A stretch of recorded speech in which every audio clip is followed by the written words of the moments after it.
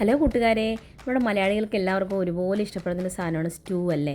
അപ്പോൾ ഇന്ന് തയ്യാറാക്കാൻ പോകുന്നത് നമ്മുടെ ചിക്കൻ സ്റ്റൂ ആണ്. അപ്പോൾ അതെങ്ങനെ തയ്യാറാക്കേണ്ടത് നേരെ വീഡിയോയിലേക്ക് പോകാം.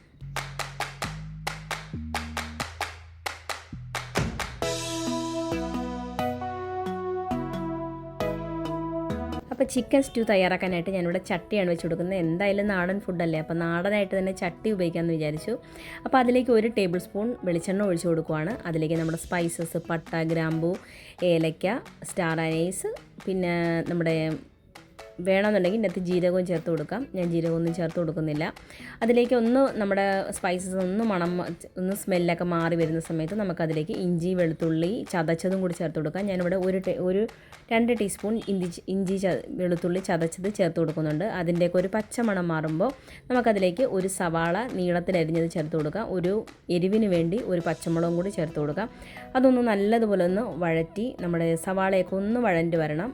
അതിനുശേഷം നമുക്കതിലേക്ക് നമ്മളെടുത്ത് വെച്ചിരിക്കുന്ന ചിക്കൻ ചേർത്ത് കൊടുക്കാം. ചിക്കൻ ഞാനിവിടെ ഒരു 3/4 കിലോ ചിക്കനാണ് എടുത്തിരിക്കുന്നത്. ആ ഒരു അളവിലാണ് എടുത്തിരിക്കുന്നത്. അതും കൂടി ചേർത്ത് കൊടുത്തതിന് ശേഷം നല്ലതുപോലെ ഒന്ന് വഴറ്റിയെടുക്കുക. നമ്മുടെ ചിക്കനിൽ നിന്നൊക്കെ കുറച്ച് വെള്ളം വരും, അതുകൊണ്ട് വേറെ വെള്ളം ഒന്നും ചേർക്കണ്ട. പിന്നെ ഇതിലേക്ക് ചേർത്ത് കൊടുക്കുന്നത് പാതി വേവിച്ച കിഴങ്ങും പാതി പുഴുങ്ങിയെടുത്തതാണ്, നല്ലതുപോലെ വെന്തെടുത്തില്ല. പാതി പുഴുങ്ങിയ കിഴങ്ങും ഒരു ക്യാരറ്റ് അരിഞ്ഞതും കൂടിയാണ് ചേർത്ത് കൊടുക്കുന്നത്. അത് കുറച്ച് വലുതായിട്ട് തന്നെ ഇട്ട് കൊടുക്കുക. നമ്മുടെ സ്റ്റൂ അല്ലേ, അപ്പോൾ ഒത്തിരി കുഞ്ഞതായിട്ടൊന്നും ഇട്ട് കൊടുക്കേണ്ട ആവശ്യമില്ല.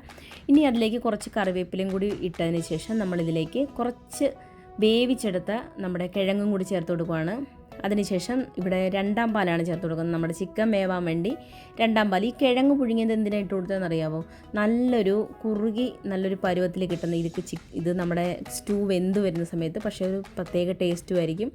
അപ്പോൾ നമ്മുടെ ഇവിടെ 2ാം പാലിൽ നമ്മുടെ ചിക്കനൊക്കെ വെന്ത് വന്നിട്ടുണ്ട് കേട്ടോ. ചിക്കനും നമ്മുടെ കിഴങ്ങും എല്ലാം വെന്ത് വന്നിട്ടുണ്ട്. അതിലേക്ക് നമുക്ക് ഗരം മസാലയും കുരുമുളക് പൊടിയും ചേർത്ത് കൊടുക്കാം. അതിനുശേഷം 1ാം പാലാണ് ഇവിടെ ചേർത്ത് കൊടുക്കുന്നത്.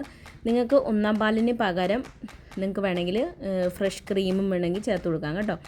അപ്പോൾ ലാസ്റ്റ് ഇതിലേക്ക് നെയ്യിൽ വറുത്തെടുത്ത നമ്മുടെ മുന്തിരിയും സവാളയും കശുവണ്ടി ഉണ്ടെങ്കിൽ കശുവണ്ടിയും ചേർത്ത് കൊടുക്കാം കേട്ടോ. കശുവണ്ടി ഇപ്പോൾ എൻ്റെ കയ്യിൽ ഇല്ല, അതുകൊണ്ട് ഞാൻ കുറച്ച് കിസ്മിസും കറുത്ത മുന്തിരിയും സവാളയും നെയ്യിൽ നല്ലതുപോലെ മൂപ്പിച്ച് നല്ലപോലെ വറുത്തെടുത്താണ്. നല്ലൊരു സ്മെല്ലും നല്ല ഒരു ടേസ്റ്റുമാണ് കേട്ടോ നെയ്യിൽ വറുത്ത് ചേർത്താൽ. അപ്പോൾ അത്രയേ ഉള്ളൂ. നമ്മുടെ സിമ്പിളല്ലേ ഈ സ്റ്റൂ തയ്യാറാക്കാൻ.